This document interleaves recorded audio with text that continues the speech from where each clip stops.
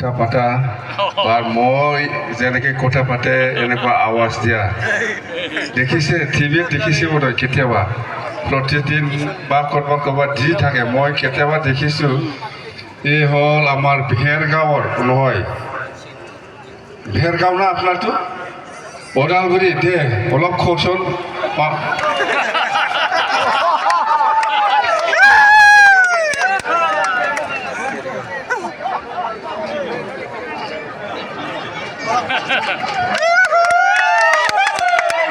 ধন্যবাদ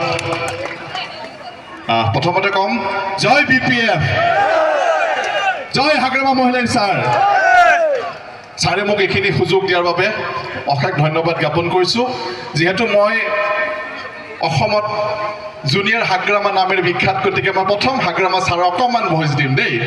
অকণমান ছাৰ অহাৰ আগতে অকণমান কৰিছিলোঁ এতিয়া যিহেতু ৰাইজ আছে ইয়াত অকণমান আপোনালোকক দেখাইছোঁ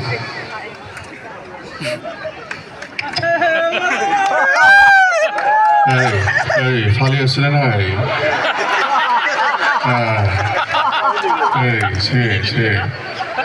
এই সরকার হাইভরে নাই ইফার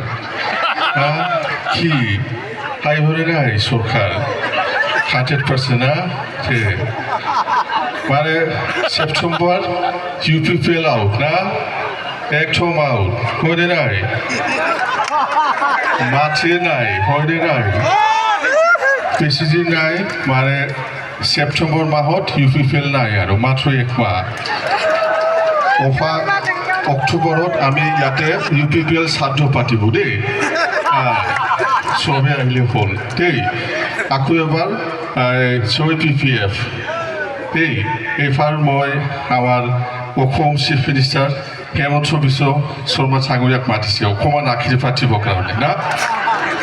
আশীৰ্বাদ চিলি অকণমান আশীৰ্বাদ দিব ছাৰে দেই চিফ আমাৰ CM ছাৰ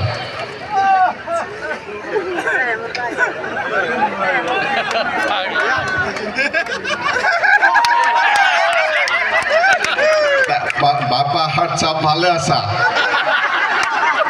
বৰ বেছি কথা নক আজি মচল পৰাত আহি এটা কথা ঘোষণা কৰি দিলোঁ যে অক্টোবৰত আমাৰ ইয়াত BTCত আকৌ এবাৰ BPF চৰকাৰ হ'বনে নাই